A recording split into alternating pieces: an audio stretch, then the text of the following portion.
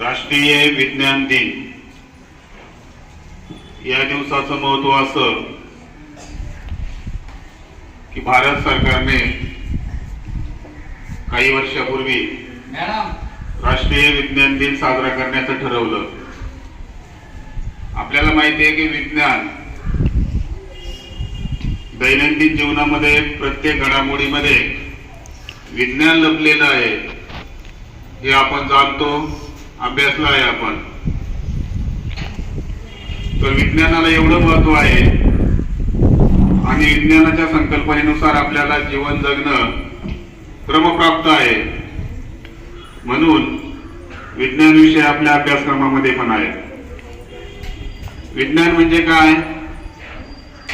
वि म्हणजे सखोल असं ज्ञान। ज्या गोष्टीतून आपल्याला सखोल असं ज्ञान मिळतं त्याला विज्ञान म्हणतात। म्हणूनच विज्ञानाला खूप महत्त्व आहे। आपण पाहिलं की भारतासारख्या विकसनशील देशामध्ये या देशाने गेल्या काही वर्षांमध्ये विज्ञानामध्ये तंत्रज्ञानामध्ये खूप अशी प्रगती केलेली आहे। मंगळयान असेल, चंद्रयान असेल, हे त्याचंच उदाहरण आहे।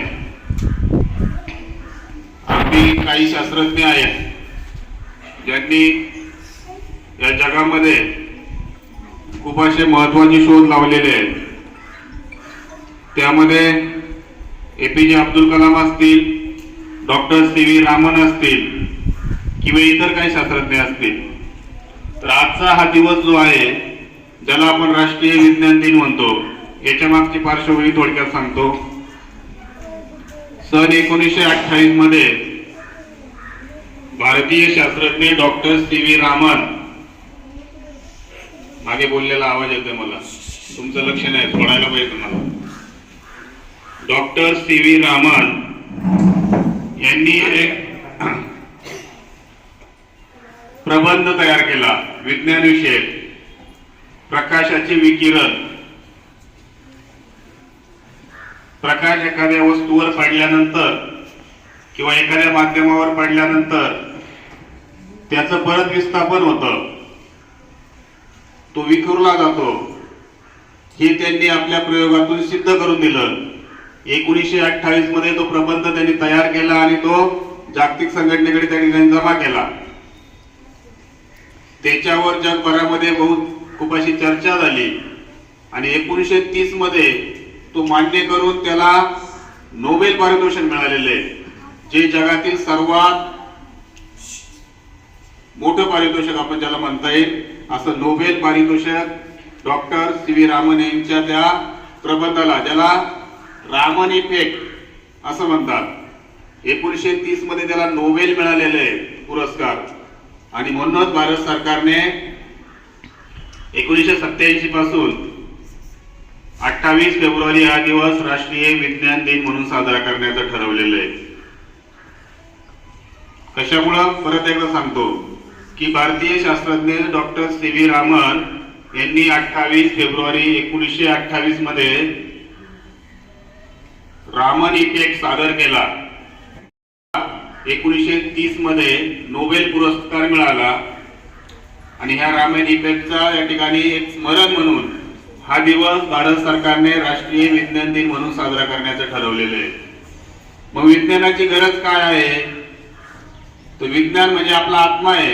विज्ञानाशिवाय आपण जगू शकत नाही। समाजातल्या अंधश्रद्धा जर दूर करायची असेल तर आपल्याला विज्ञानाची साथ घ्यावी लागेल आणि ती जर आपण घेतली तरच समाजामधल्या अनिष्ट रूढी असेल, अंधश्रद्धा असेल, या दूर होण्यास मदत होणार आहे। म्हणून विज्ञानाला खूप महत्त्व आलेलं आहे। याच पार्श्वभूमीवर आपण या ठिकाणी विज्ञानाचा एक प्रयोग करून दाखवणार आहे छोटासा। त्या प्रयोगाचं नाव आहे हवा जागा व्यापते। आता आपल्या वातावरणामध्ये बघा, हवा आहे, तुम्ही म्हणा मला दिसत नाही, पण तिला जागा लागते। जागा नसेल तर हवा त्या ठिकाणी प्रवेश करू शकत नाही।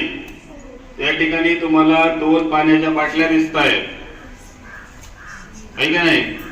मी तुम्हाला थोडीशी जादू पण दाखवणार आहे त्याच्यात। जादू पाहायला आवडते ना? जादू तुम्ही कारंजे पाहिले का? असे उंच मस्त गार्डन मध्ये उडतात वरती कारंजे पाण्याचे, इथे सुद्धा कारंजे तयार होणार आहे आणि तो प्रयोग तुम्हाला पण करायचा आहे। तर हवा जागा कशी व्यापते ते आपण बघणार आहोत. बरोबर. बघा बाटलीमध्ये पाणी आहे, पाणी बाटलीमध्ये, पण ते जादूने असं वरती उडणार आहे. का उडणार आहे मी ते नंतर सांगणार आहे तुम्हाला. त्या प्रयोगाचं शीर्षक आहे हवा जागा व्यापते हे सिद्ध करणे. त्याच्यासाठी मी साहित्य वापरलंय, पाण्याची बाटली, त्याच्यामध्ये पाणी आणि एक स्ट्रॉ. काय वापरलाय? स्ट्रॉ. छोटीशी नळी आपण तिला म्हणूया. तर याच्या साहाय्याने आपण प्रयोग करणार आहोत. तर बघा या ठिकाणी मी सुरुवातीला काय करतो तुम्ही फक्त निरीक्षण करा. बघा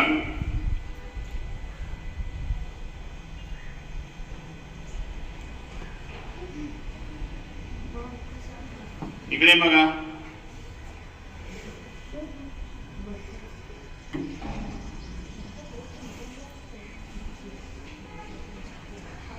काय दिसतंय?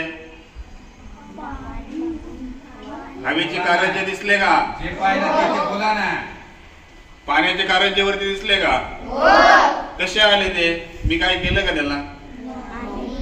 जादू झाली का नाही? तर काय झालेले ते सांगतो. या बाटलीमध्ये पाणी आहे, मी या स्ट्रॉद्वारे त्याच्यामध्ये हवा टाकली, प्रेशरने हवा टाकल्यामुळे बाटलीत जागा आहे का हवा बसायला?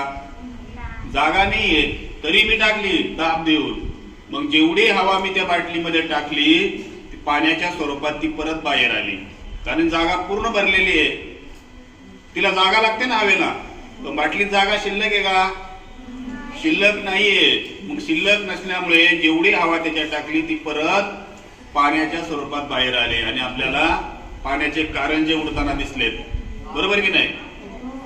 मग हे जे कारंजे वरती आले याचं कारण असं की हवेला जागा लागते किंवा हवा जागा व्यापते. हवेने जागा व्यापल्यामुळे जेवढी हवा आत गेली तिला जागा नसल्यामुळे ती पाण्याच्या स्वरूपात कारंजाच्या स्वरूपात बाहेर आलेली आहे. तर प्रयोगावरून काय सिद्ध झालं? हवा जागा व्यापते. काय अनुमान निघालं? सांगा पटकन. हवा जागा व्यापते. काय अनुमान निघालं?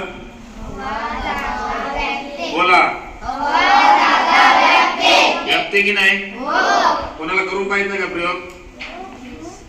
या कोणी या आणि ते भरांत नळीमध्ये मुरतात. तू प्रयोग कर. हो ना, जोरात. खूप भरपूर.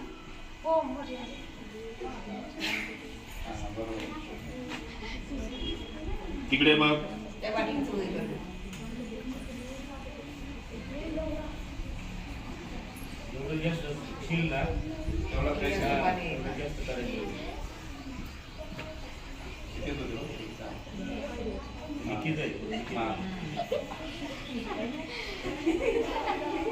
उगा तो इकडले